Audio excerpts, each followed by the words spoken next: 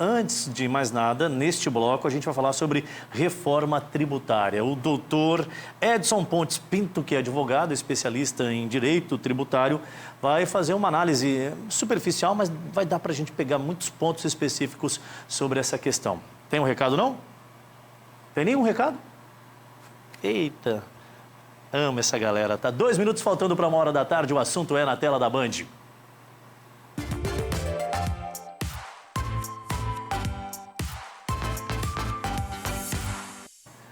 Vamos lá então, doutor Edson, seja bem-vindo ao Band Cidade, muito boa tarde. Eu começo perguntando, diretamente, dá para a gente ter uma avaliação já concreta do que isso pode afetar para Rondônia, esse texto que está em avaliação hoje no Senado, acerca da reforma tributária, que passou com muita estranheza em 2 turnos repentinos, porque precisava até de um prazo específico, não pode-se ter uma votação seguida da outra, sem pelo menos 5 dias, salvo erro, engano, algo do gênero.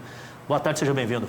Muito obrigado, Adilson. Obrigado a todos os nossos telespectadores aqui para a gente poder falar sobre um tema um pouco complexo, né? Mas indo direto na sua pergunta, Adilson, para Rondônia isso tem uma modificação muito grande. Na verdade, acho que para o Brasil como um todo, mas olhando para o nosso estado, que é um estado também que comercializa muitos produtos que saem de outras zonas industriais, agora a gente vai ter um foco muito mais na tributação na ponta, ou seja, no local, na ponta final dessa venda. Por que isso muda? Isso muda porque a gente vai ter uma simplificação.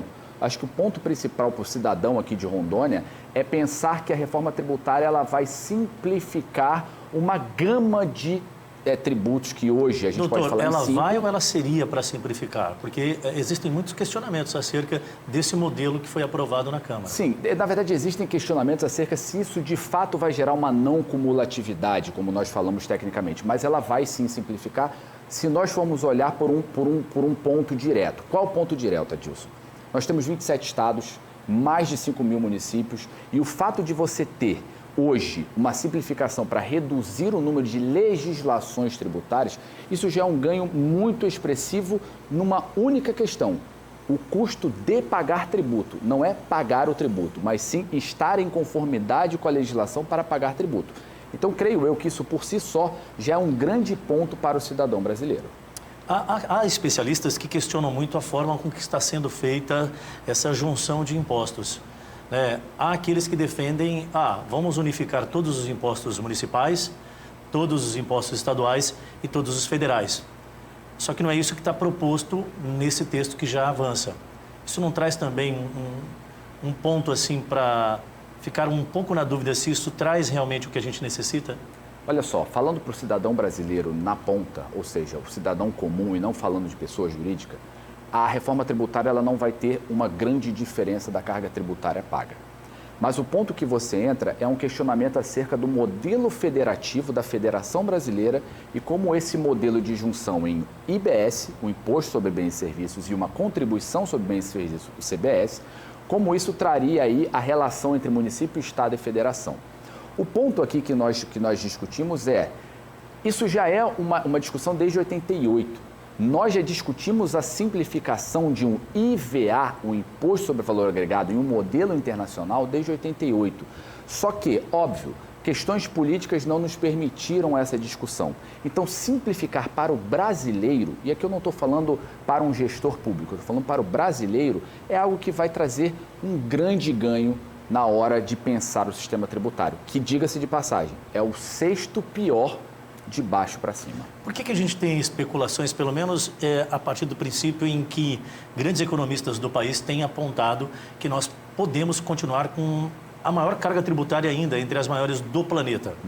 E a gente busca uma reforma. A reforma, o senhor bem pontuou, é algo que a gente almeja há pelo menos 3 décadas. Só que a gente almeja que é uma reforma tributária que traga alguns pontos específicos. O primeiro deles seria talvez a desburocratização, a simplificação, a forma de entender justamente como eu devo pagar o meu imposto. Primeiro ponto, eu acho que seria crucial. E o segundo e talvez mais importante seria a desoneração.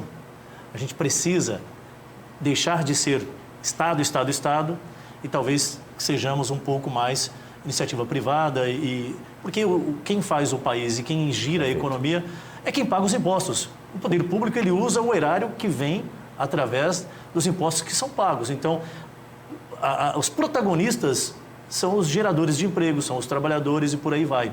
E aí há contestações acerca de se há realmente ou não uma facilitação para que isso contribua para uma geração de emprego. Não há, pelo menos até onde eu fui buscar informações sobre essa proposta da reforma, um incentivo para a maior empregabilidade no sentido de que hoje um funcionário custa muito caro para uma empresa. O senhor concorda comigo? Tem esse ponto? Ou não chegou 100%. A esse... Não, eu concordo 100% com você e a notícia triste é a que você acabou de dar. A reforma tributária ela vai trazer uma simplificação. Agora, se você me perguntar, vai ter uma redução da carga tributária? Infelizmente não. Por isso é que eu digo, nada vai mudar para o brasileiro na questão seguinte, o que se paga, se pagará. Provavelmente de uma outra forma. Inclusive, Adilson, vale citar o seguinte, alguns setores econômicos terão aumento de carga tributária. Alguns setores. E qual é a justificativa de quem pensou a reforma? Alguns terão aumento para que outros diminuam e terá aí uma justiça fiscal.